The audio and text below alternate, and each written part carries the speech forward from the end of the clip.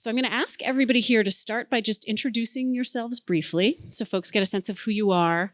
And then we're going to start with Nicole and Trudy sharing a bit about their, I know you don't officially call it this, but I've heard you both refer to it as your accountability group, or your this sort of three folks that you two and your third partner, who couldn't be here because she recently had a baby, have stayed in touch and stayed connected, and what that has meant and what that's looked like.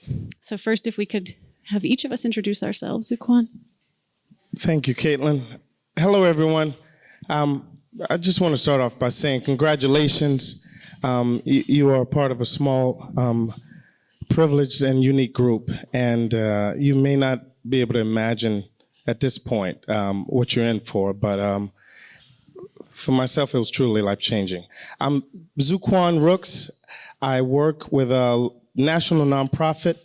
I'm about to make 10 years this February. And we work with teaching technology training. We create careers, soft skills, and then we perform job placement at no cost to the participants.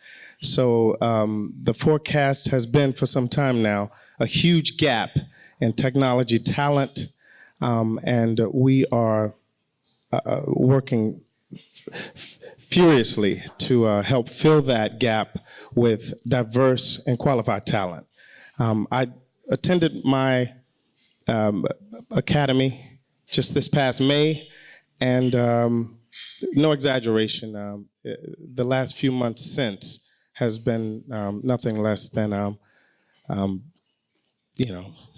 time shifting, life moving. I have a few more, but I'll defer. Thanks. Hi, everyone. I'm Nicole Bachnight-Johnson. I am the National Director of Development and Communications at a wonderful 56-year-old organization called A Better Chance. It's an educational access organization designed to create leadership opportunities and educational opportunities for youth, middle schoolers and high schoolers of color who are outperforming their current academic circumstances. I am a 2017 alumna, and I'm thrilled to be here with you and hope that what we're able to share will be of benefit to you. Thank you. A national organization that runs career-themed academies in public high schools. We serve over 100,000 students each year. I've been there for eight years. Focused mostly on grants. I did the American Express Leadership Academy in May 2017, along with Nicole. And, it is an experience that sticks with you for the rest of your life. And, I'm sure that you guys will come out of this with a very high level of enthusiasm as I did about it. So to kick us off, I wonder, can the two of you share a little bit about so it wasn't that tomorrow you'll be doing your peer learning sessions, which is a great opportunity to connect and kind of create a cohort. But you guys found that you actually, a cohort emerged from folks who maybe didn't even know each other that well during the academy. So tell us a bit about what happened and how you maintained that. So no, we didn't know each other at all. It was a very large cohort of 75 participants, and they split us up into different groups of 25. Nicole, myself, and Elandria happened to be in the same group of 25. But the whole time we were at separate tables. And Nicole just approached me near the end of it and said, oh, well, the three of us are African-American women working in development here in New York City. We should get together sometime. And that's basically where it started. I don't know, is there anything you want to add to that? Or? I guess I could add that if any of you in the room have young children, I have to start out by saying I wasn't sure that the timing was right for me to participate in something as involved and ultimately rewarding as this academy turned out to be. But I'm glad I pressed on, and anyone who with whom this resonates, I hope that you do as well. And so toward the end of, I would say, the week, we just happened to to connect informally, but we hadn't been involved in any groups really with one another, and it just felt like there was something there that we could take advantage of, and that turned out to be the case. Yeah, so I think when we first got together after the academy, I don't know that there were expectations that this was going to be a lasting accountability group, but I think what really kept us together are the things that we had in common. Like our shared experiences about having kids, about just the kind of work that we were doing. We were talking about what we each got out of the experience, and we were all still connected with our coaches. Post-experience, we were sharing, what was coming from our coaches. And it was just a nice combination of the personal and the social, and the just this shared leadership experience. How long after the academy did you have your first meeting? And did it feel like you were just getting together, or did it feel like, okay, we're starting something, the three of us? To me, it felt like we were just getting together. Yeah, it felt like going out with friends. Yeah, because when we left the academy, we had established a formal accountability group, and this was just something extra. Oh, we'll do it, but I don't know. After we met the first time, it was like, oh, should we get together again? This was a lot of fun, and so we just kept it going. Yeah. And what do you do? I know that. How intentional are you about the structure? Can you guys hear me okay if I don't have a mic? It's probably easier for you. It is sort of. I'm sure you're not super duper structured. You're three people who are friends and colleagues, but each of you has described it as an accountability group. So what are some of the things that you've done or ways that you've kind of dug deeper into some of the learning at the academy, or brought in new things to support your leadership and growth and accountability as this threesome? So, or what is your favorite? What about maybe sort of what's been the favorite thing that you've done that goes beyond just enjoying each other as colleagues and peers, but gets into that space of continued leadership development? Well, I think there was also, in full disclosure, some overlap in terms of supporters of at least both of our organizations. So it really allowed us to dive right into some of the opportunities and challenges that we were being presented with at our organizations, that made it very easy to get to the root of the matter in terms of what a next step might look like. And for me personally, I appreciated the way I could just jump right in and talk about the challenge, and know that I was actually going to leave our time together with some real options that I could, contemplate and put into action. And it was just very effortless. Yeah, I would say the only thing that feels structured about it is timing. Like we usually kind of like, oh, when should we get together again? Or, we try to make sure we get together maybe every 6 to 8 weeks, I think. But the rest of it is really organic. Like when you sit down and you start having a drink and you're like, oh, so what's going on with you? Or what's happening at work? And, you just naturally start bringing up maybe a challenge that you're having at work that, these other two people might have experienced a similar type of challenge and can give you feedback. And then I think the other piece about it that helps to keep us accountable is that, because we meet, I guess with that level of frequency, it's easy enough to say, oh, well, whatever happened with that thing? Or how did your event turn out? Or, how did you deal with that issue? And so, we do just keep coming back to that kind of support of each other. And Suquana is the most recent in this panel of alum. What are some of the things you're doing, or what are the structures you're putting in place to take things home and keep it going?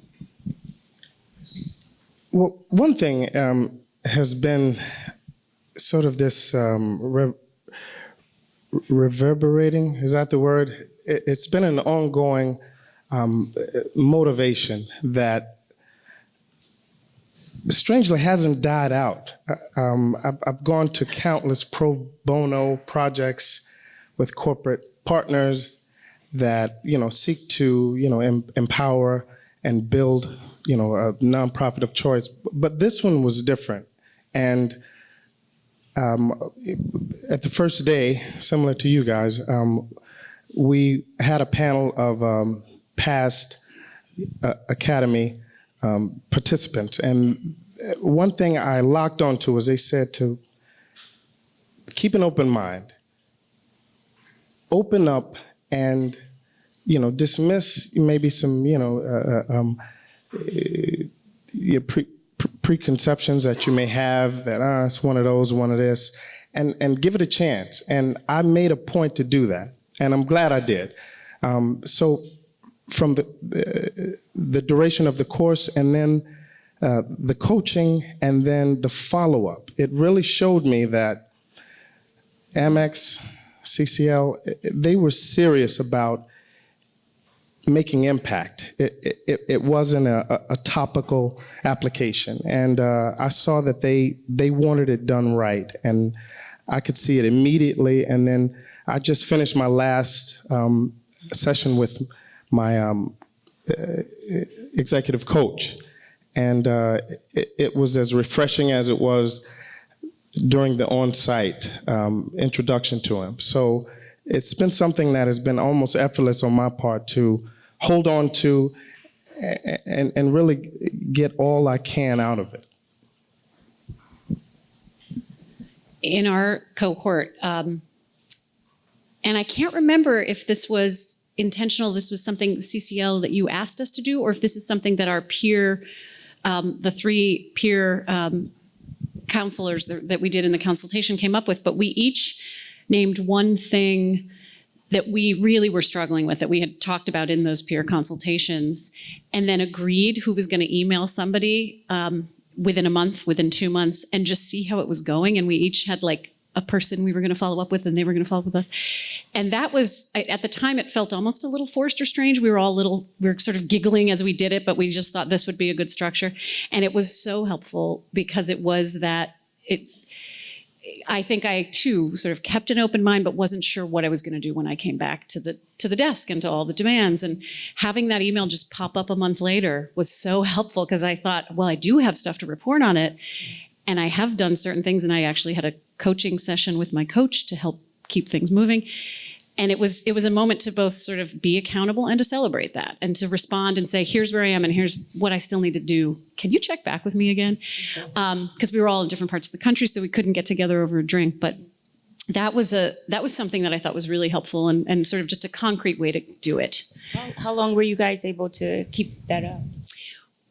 Honestly, it was probably only for about 6 months, and then it just sort of petered off. We did one video conference where the 3 of us got together, which was wonderful. But then I had a 1-year-old at the time, and another person had a baby right about that 6-month mark, and that was I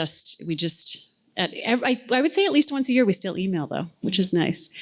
And the Alumni Summit that Rebecca will dig into and tell you more about on Thursday is another great chance to, sometimes the folks in your cohort or that you had sort of had in your peer group are there. So it's another good moment for that.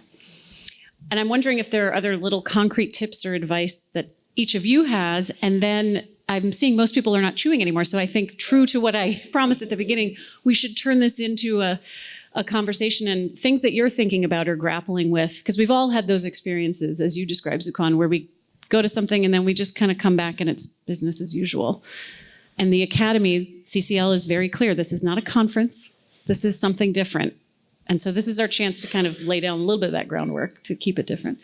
But I'm wondering if you had one bit of advice for folks to start thinking about now, something you wish someone had told you when you were starting at your Academy, what would that be? And then Rebecca's got a mic, so after that we should all raise your hands and ask questions.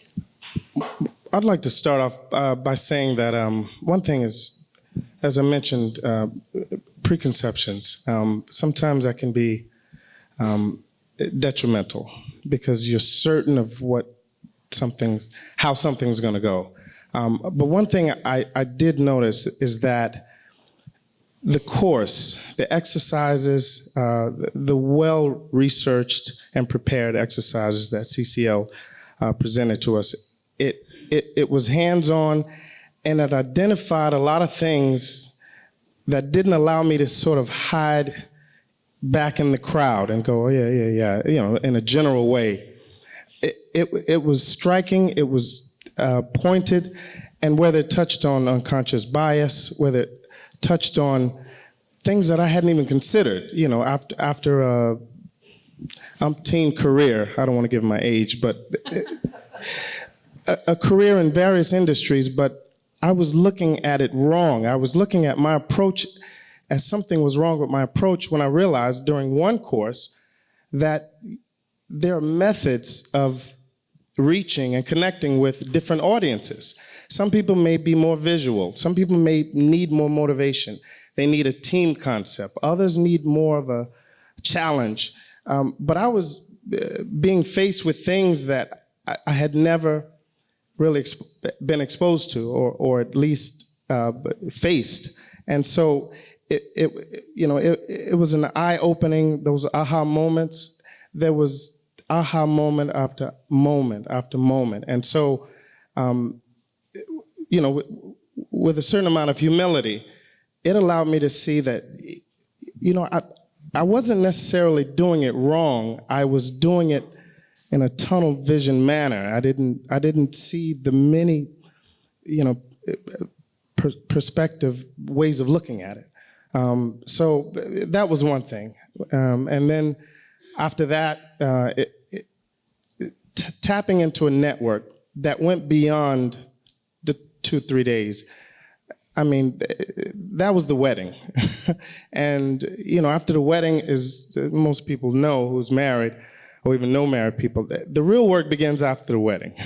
And so the wedding was amazing, but the follow-up that was prepared and in place, for that, in my case, typical, sometimes you just fall back into old habits and you forget about that momentum. But it was something that was, it was resuscitative, it was ongoing, and it had impact. It really made a difference. Have you all gotten your 360-degree? Okay. This afternoon. So, don't be overwhelmed by it. Embrace it, but know that I'm here to tell you you're doing great work. And feedback is essential, and pick out the pieces and build on it and consider it piece by piece instead of holistically.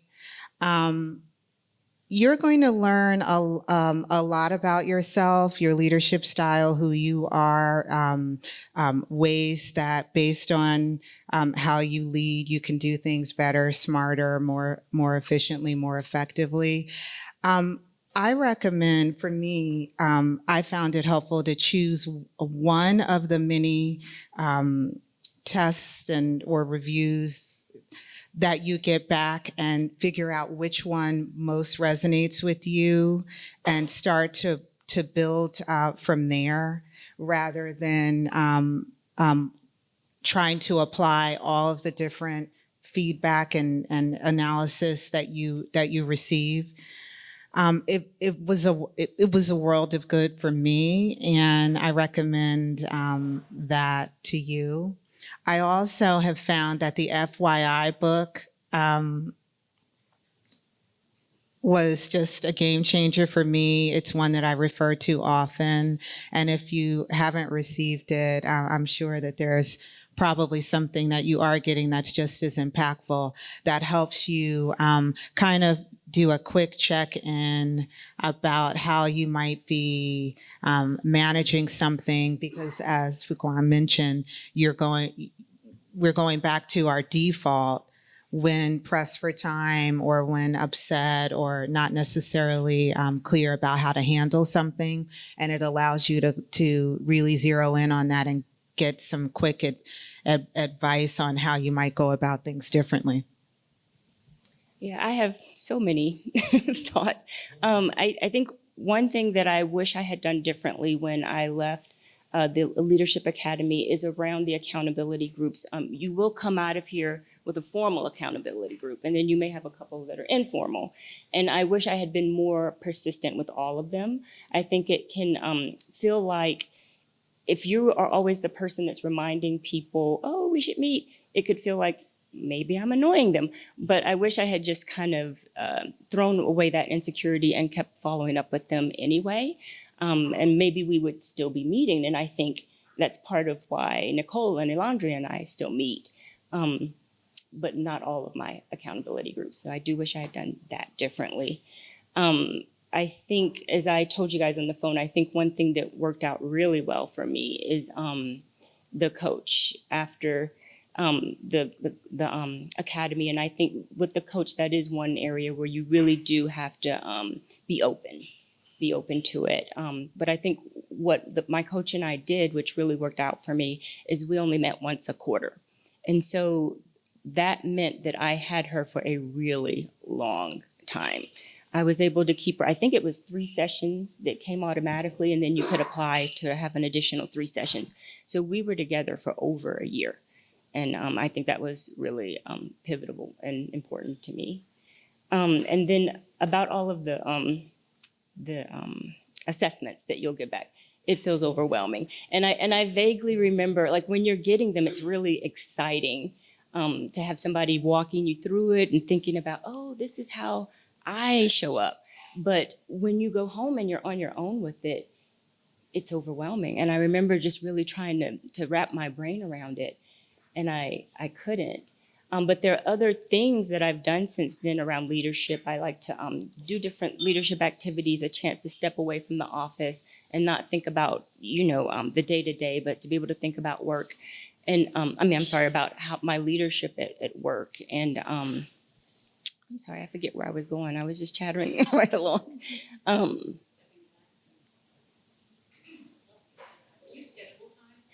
No, just if I can participate in a different leadership activity, or, I went to the summit last year. I know what I was going to say. But last night, I pulled out my assessments, probably for the first time in 2 years. And I think it made me realize, like, when I think about how I work and how I can do better and how I lead in a kind of a generic way. Like, you might be reading an article about how to motivate people, but that's really generic. And it made me want to kind of go back and look at my own assessment and apply that to what I'm reading in the article and figuring out, how do I use this, but use it in a way that relates to how I operate and how I lead and how I change and how I motivate. So it's something I want to try, but I haven't tried yet. When you looked back at the assessments, did anything surprise you, just looking at them last night? Or did it still feel pretty?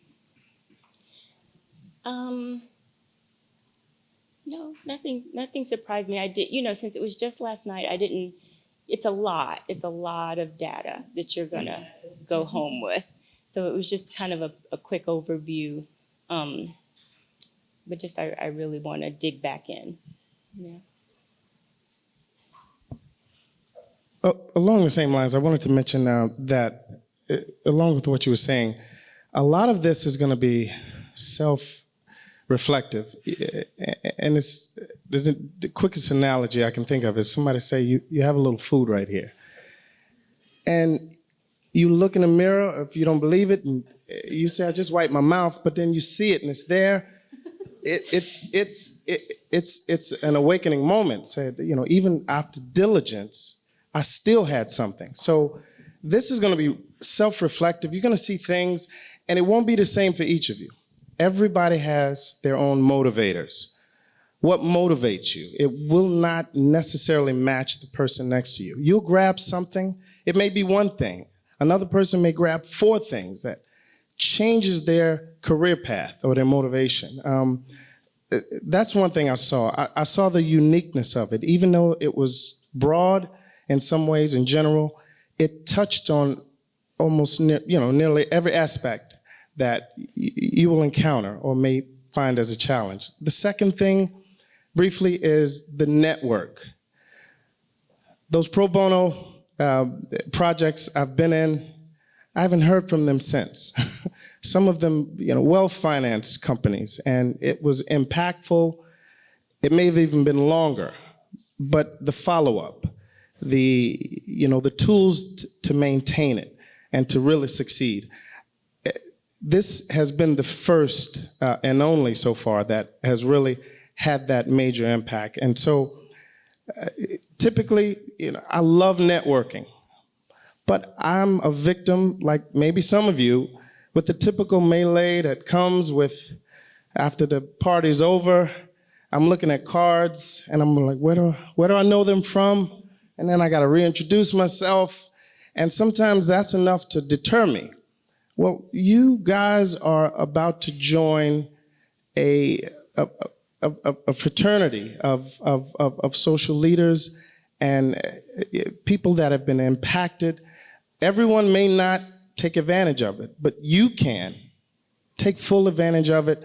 Some of the postings on LinkedIn, and as I understand it, it's a work in progress. So it's getting better, but it joins you to a movement where you can make a difference, and you have the tools and you have the network to do so, whether it's a job opening, whether it's someone that needs advice on something, whether you can offer something, or where you need something. It's really a camaraderie of great proportions, and I recommend that you take full advantage of it.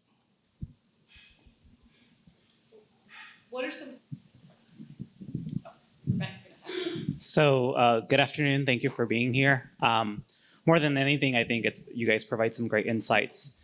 But for you, sort of, how have you held yourself accountable post the leadership experience? And sort of whether it's taking time and being purposeful, and then sort of how have you're all very engaged alumni, but sort of what has motivated to continue to keep you engaged with American Express and the Center for Leadership?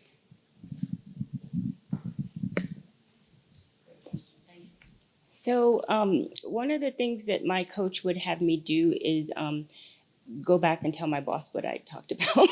I mean, I could edit however I wanted to, but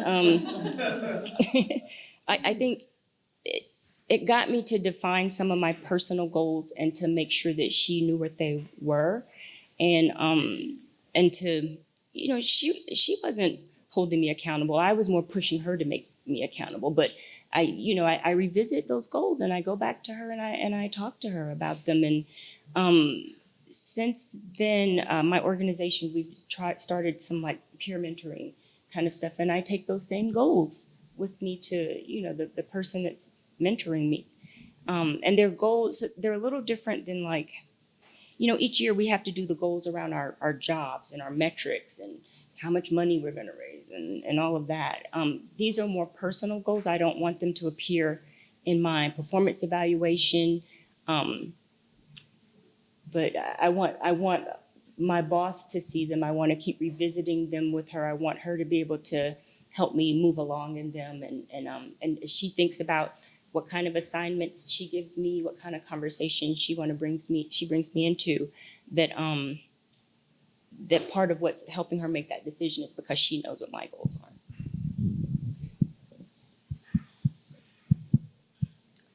I see a bunch of questions. I'm sorry, I was going to speak to that question. That question, and just to piggyback on what you're saying, a lot of times I've been a poker player. I've held my cards close to me because, one, I fear that I'm going to make waves that are unnecessary, cause undue scrutiny, and now I'm accountable for what I just said. So that's enough and has been enough for me to just shy back and go, I'm just going to play the game and keep quiet.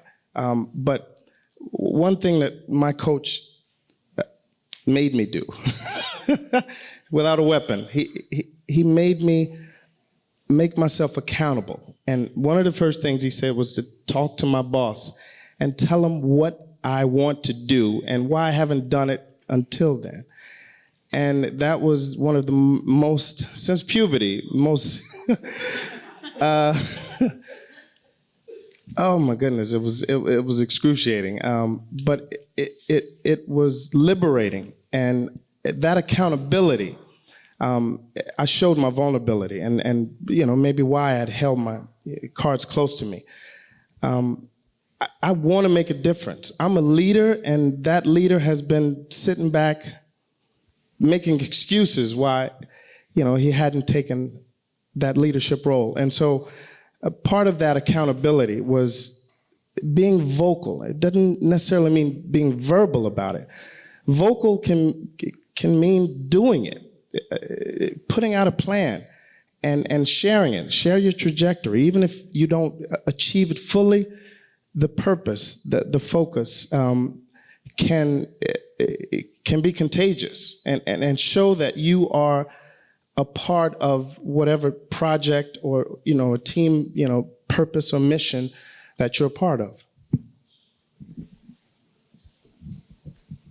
And one small note, I see a couple of other questions too, is for me, that is really the hardest piece.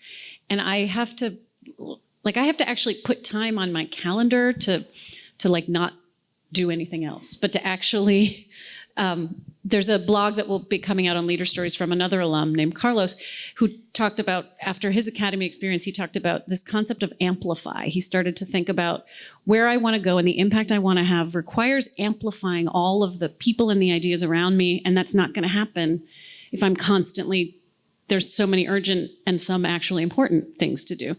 So just actually blocking the time out on your calendar. As Trudy, as you were talking, I was thinking, I'm going to go, and I sort of every year go back to the assessments, but I'm going to put that on my calendar, and I'm going to do that, and I'm going to give myself space to actually do that and process it, because that, for me, that's just the biggest challenge. Is weeks go by and I realize, I haven't done anything. So even just, and making sure people know that, and maybe can ask you about it, so you don't just answer emails during that break. But I saw some questions here. Yeah. It sounds like you all had a great experience with the coaching piece of this. So as we all prepare to meet with our coach tomorrow, do you have any suggestions for how we should approach that or prepare for that? May I? Please. I think I had a good experience with my coach, but I'm not sure that I would say great. And so as a result, I think I can shed some light on things I would have done differently. I think I would come to that situation knowing that there are some things that I wanted to address, rather than about myself or about how I'm presenting, versus waiting for the feedback to come back to me, and making sure that you're thinking about how you're envisioning your follow-up sessions to go, and what you're hoping to achieve through them. I think investing the time on the front end about what a good coaching session could look like for you is worthwhile. How many folks have had coaching in the past? I'd love to hear if you have thoughts of how to sort of prepare. I had not had any coaching, and it was a really new experience to me. I'd had therapy, and so I sort of approached it that way, which is helpful. But it was really, and I think I would describe my experience as good, not great, too. But it was, I think, it gets to what Zuquan was saying about being open and being willing to sort of, the coach has had your results and has processed things and will ask you questions, and is really an interesting partner in processing. But I wonder if anyone else has thoughts from having had coaches before, because to me, it was such a new experience to do that and to really have that space and time to focus on key leadership questions. And it happened to be coinciding in our work with a real sort of professional challenge issue that I needed support through. So I was sort of at the academy focused on the bigger picture, and then immediately afterward needed tactical support. And it was interesting. It was helpful.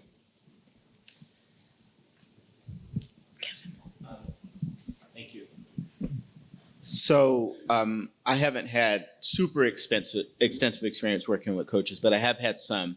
And the coaches that I've worked with have emphasized something that's complementary to what you've just said, is that you drive what happens next, right? So the coach is there to support you in what you want to do. And so I think, to your point, it's important to at some point early on form some type of thought around where you want to take things. The more you can go in with a notion of how you want to grow, how you want to improve, how you want to evolve, the better position the coach is to support you in that. So I wanted to add something to that. Very great points. One thing I did and agreed to do before I met my coach was to surrender my doubts, my past experiences,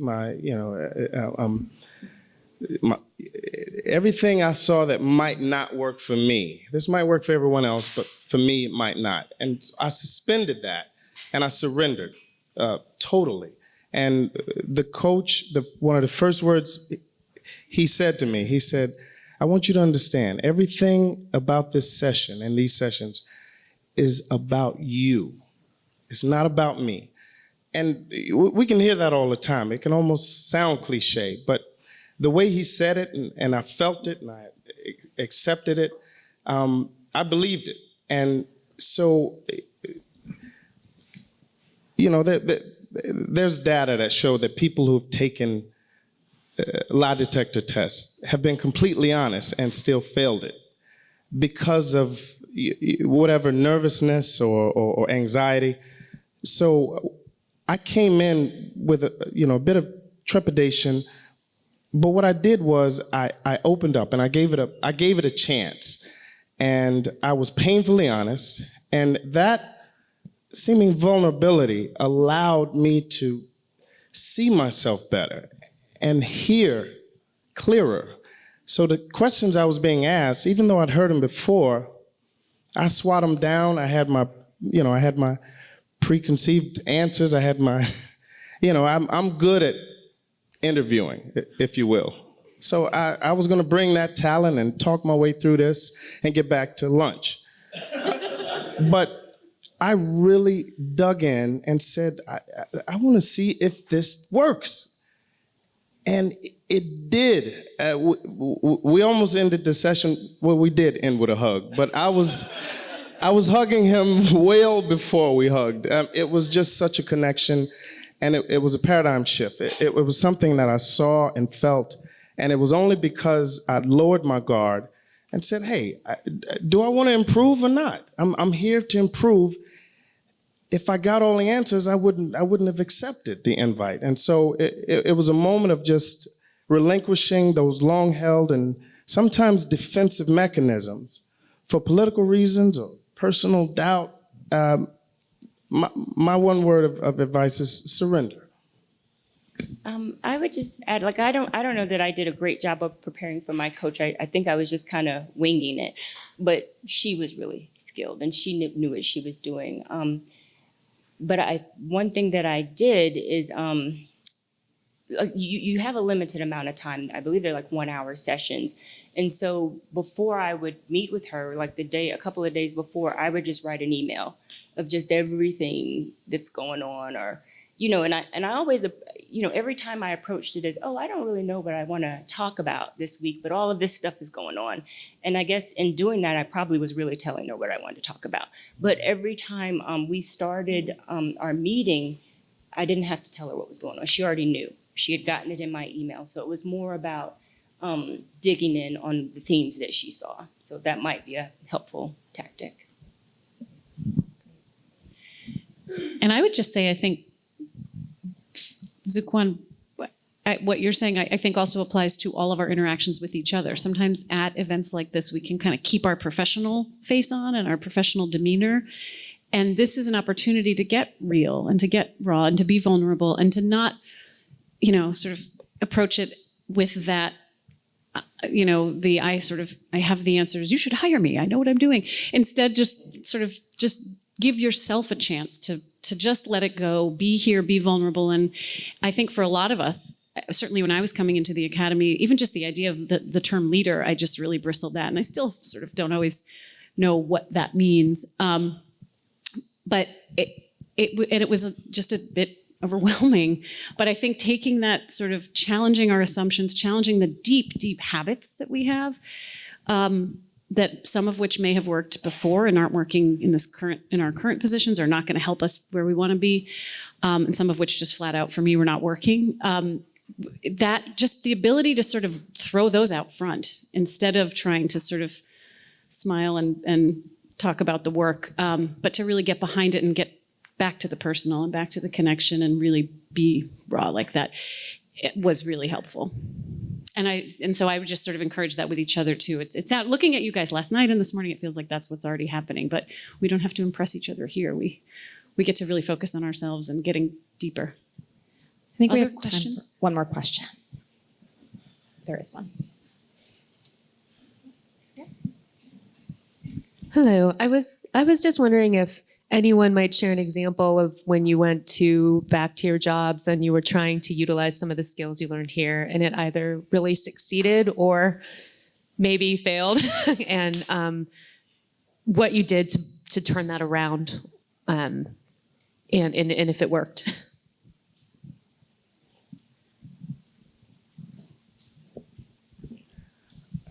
I'd like to add something. I had to get tough with myself and stop making excuses. That was one thing about the coaching session, when I had to write down what I want to do, how I'm going to do it, and why I haven't done it, and then grade myself on it. These processes, it sounded very rudimentary and elementary, but it has a profound effect, and it moved me to action. So one thing I did was holding myself accountable. I had to write down everything, and once I write it down, it's alive. It's no longer, it can't just be dismissed or forgotten. I see it, and so I got a journal. It was provided. You may have gotten it already. But that visual accountability, and then sticking to what I said I was going to do. So one thing, just one example, I have a full calendar of projects, events, meetings, calls, and I would end up getting up early in the morning and finding out that I got to be in Newark at 11 a.m., and I didn't realize it. I forgot it, even though I had it in my calendar. I missed the reminder or whatever. So what I did was, one thing I wanted to do was not be late for another call or a meeting, and to be prepared and be present. Because I've done the shuffle thing, and maybe they didn't notice that I was huffing and puffing and just made it. But so one thing, simple thing, on the Sunday before the week, I would look at my calendar. I would look at Monday through Friday, and I would see the priority, items, and then I would prepare. What do I need to do before then? And I would basically, have a calendar for my calendar. And that simple exercise, it eliminated a lot of headache that I've been constantly going through and making excuses for. So accountability and a swift kick in my own backside. It was no way around it.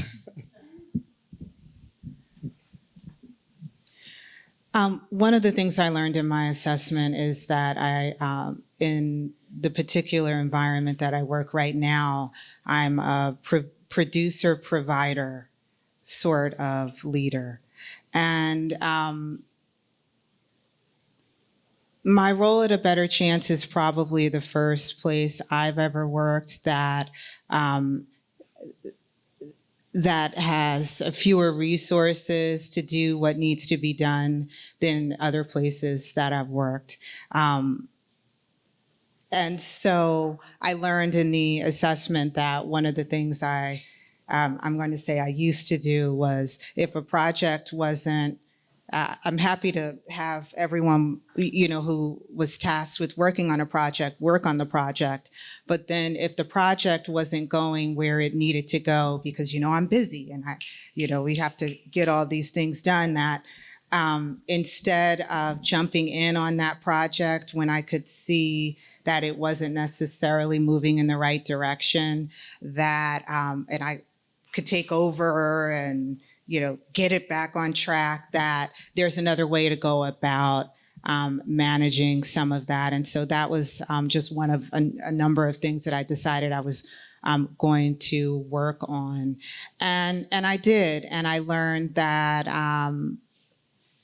that I wasn't being as fair to myself as I should have been, but that also there were some lessons to learn. And what I mean by that is there are certain members of your team that want that they're waiting for you to kind of jump in and write the course, but there are also others who realize that with a little bit of guidance that they're able to get the project back on task without your involvement. And so that was one of the things I decided to work on that I've been able to do successfully. But it wasn't until, as I think we've all shared, we have to admit that there's a problem and really work to try to solve it.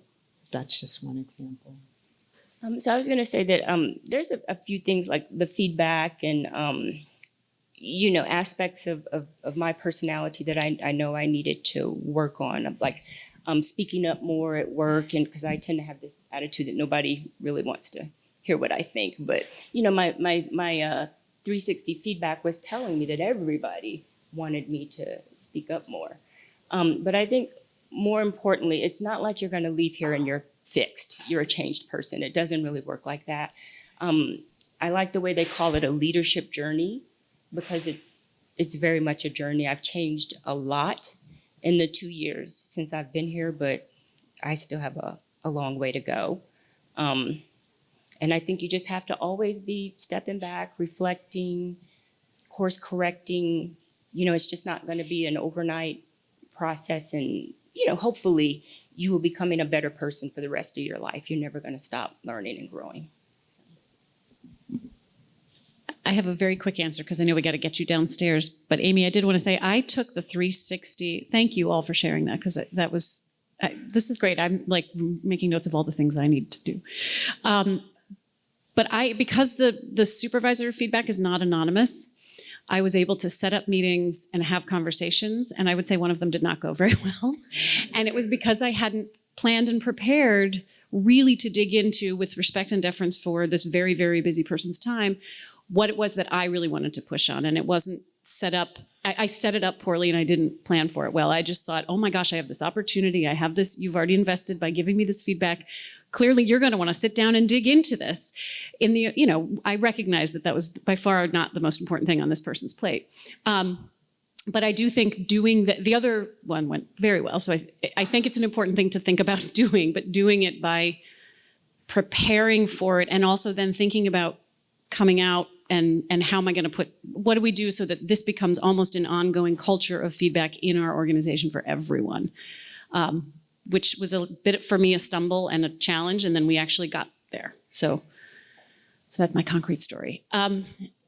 Yes, one last thing, and then we do have to get you guys down by 1:15. So, and I know the elevators are slow and everyone will need a stretch break. I know I haven't got to talk much, but just in parting, I wanted to add something real quick. One thing, if I could sum up what really my takeaway was, this academy helped me get out of my own way. I realized a lot of the impediments was me. It was my doubt. It was my, as I mentioned, reluctance.